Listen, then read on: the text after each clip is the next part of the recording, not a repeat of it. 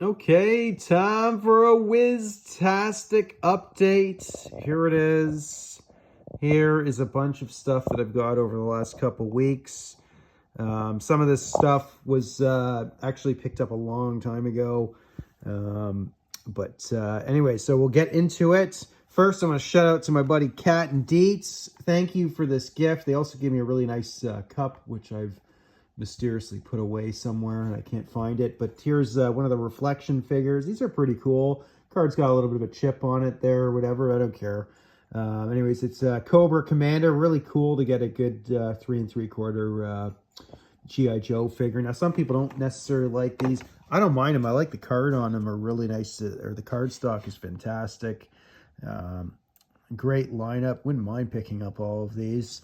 I've just not gotten around to any of these really. So anyways, I guess one of the criticisms is the actual figure. They don't have the what is it on the hips there? The O-ring. That's right. Anyways, G.I. Joe, really cool, beautiful comic art. But moving along, really nice piece. Really pleased with that. I always wanted to get one of those. But anyways, I got a bunch of stuff in, or I had one order that I did through 5 Idiots Toys, Chris Wheelminister, Rogue 5 Toys. They should have Rogue 5. Oh, there it is, Rogue 5 Toys, 5 Idiots Talking Toys. There you go, the podcast. These guys are a gem. The only reason I haven't ordered more stuff off them is simply because it's U.S. or Canadian versus U.S. dollar. So sometimes, like, even when you get good deals, it doesn't really work out, you know, when you're doing all the shipping and stuff like that. But as far as expertise from Chris, I mean, those guys are everybody on there is just so experienced. You know, if you just want to save yourself sometimes the hassle of whether you're getting a good deal or you're getting ripped off, like, those guys really filter their stuff out as far as fakes and everything, especially Chris and Brandon Alamo on there. And I'm thinking, what's his name? John there. He sells some stuff there too. I think Chris's brother Charles sells a lot of Lego stuff predominantly. But anyways, they know their stuff, so it's pretty tempting, you know, if you want to save yourself a lot of time. Highly recommend. Anyways, I picked up a few of these books. So I guess we'll start off with one of the Star Wars ones. Well, this is kind of more into the Empire Strikes Back, but I love these booklets. Brings you back on the history there. Really nice. I guess we'll just flip through these kind of, and it's nice to have that Vader case that I've got. A lot of stuff that I want to start picking up again. A few key items here and there. Rebuilding the Kenner collection. It's sort of a side thing that I'm doing. But sometimes it takes precedence. You know, I got the AT-AT there. I think I want to get this one. Might as well get that monkey off my back. And I do like this, the micro collection that they did back then.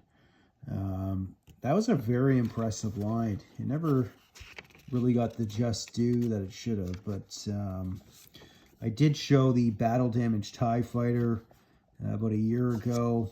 The X-wing looks that is damn. That looks better than the Kenner stuff, you know. They're the other Kenner 3 3/4 at the time.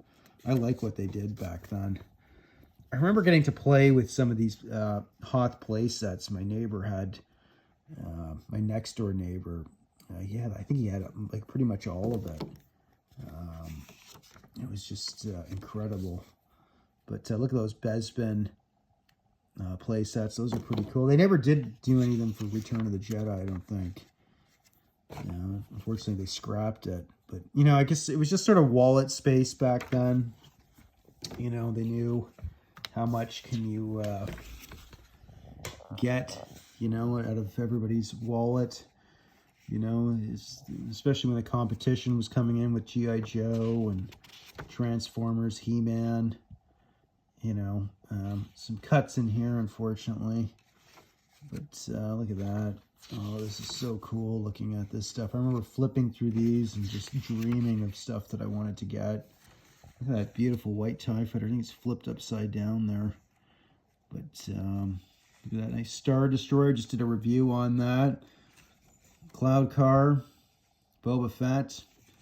Beautiful, nice. Look at that pristine white Millennium Falcon. I remember getting mine like that. Oh, man. That's a cool E11. I like that. But what else is in here? They don't show any of the die-cast vehicles, but there it is.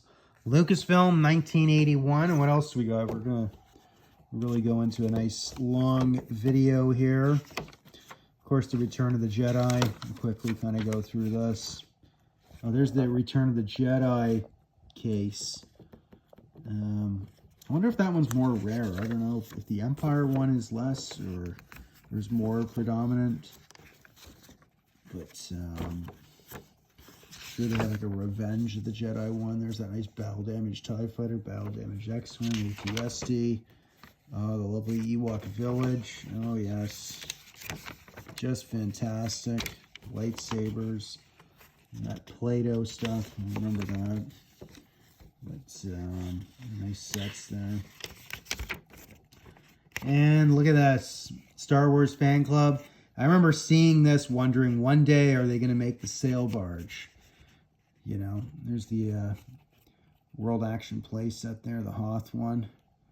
That's really cool. But it was always on the minds, would they ever make a big vehicle of it? But nonetheless, anyways, the other thing I got from Rogue 5 was I got a nice Last 17 Anakin. He's not too expensive. Real simple sort of figure, really cool. You know, he's kind of stiff here on his left arm. Not too bad. Looks pretty, I don't know, I think he's in really good condition. Probably an 85, I think. I don't know, I'm not sure. Very good. Looks really good to my eye.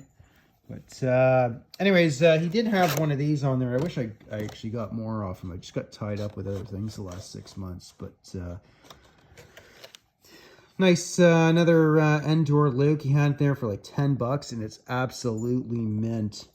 Like, this is like a 90 plus condition as far as I can see.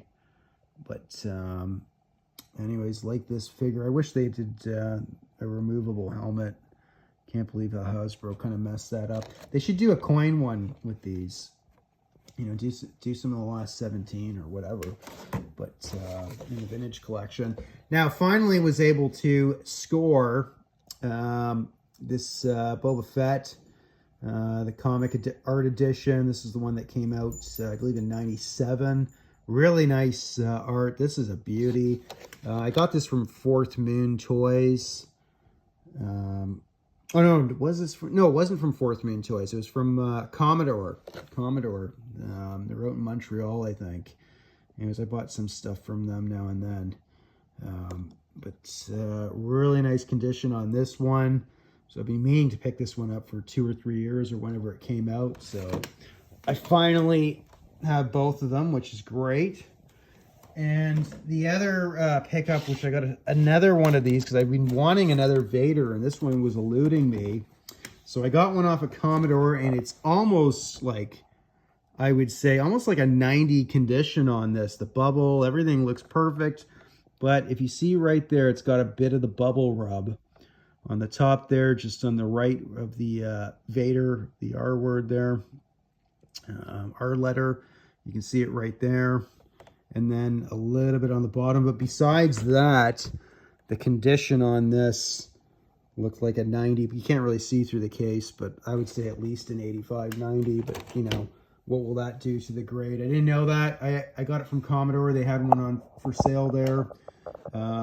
Pretty expensive. So I would probably get one of these because it seems to be something that if you can get one that's pretty mint on card, I would scoop that. I could see that one even slowly climbing in price, probably 75 US, I think, for a mint one or one of that type of condition. So something to consider. I would get the figure shield cases for the Return of the Jedi line because their bubbles seem a little more chunkier.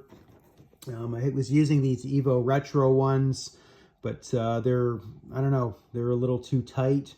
They're good for the 40th Star Wars and Empire, but not for the Jedi ones. So, I don't know. At least that's what I'm seeing so far.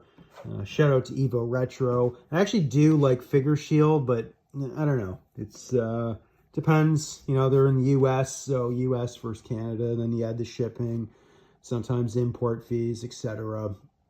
But anyways, that's basically what I've got now. So I'm just going to be probably going to take a lot of my Star Wars carded and Empire ones and using what figure shield cases I have and putting all the Jedi ones in there. You know, sort of give a little more space. I mean, a lot of the Jedi ones fit into the Evo Retro ones, but this Vader was not having it, so, and I don't want to force it. So I bought this one for condition. I have another one. I have two of them, but unfortunately I wasn't able to buy a couple of them when they were a little cheaper. And I just love this card art. Like, this was the best picture. Like, that is just mint. Whether you get that in the vintage collection or an original Return of the Jedi card, that's probably, I'd say that's probably like top 5, like easily my number 1 card back overall. One of my absolute favorites. So I would get one of these for sure. But all of these are really nice. These 3 are some of my favorites, and I tend to always pick up another Luke one. Is good, but Luke Endor. Anyways, there it is, Darth Wiz. Craptastic reviews always coming your way. Cheers.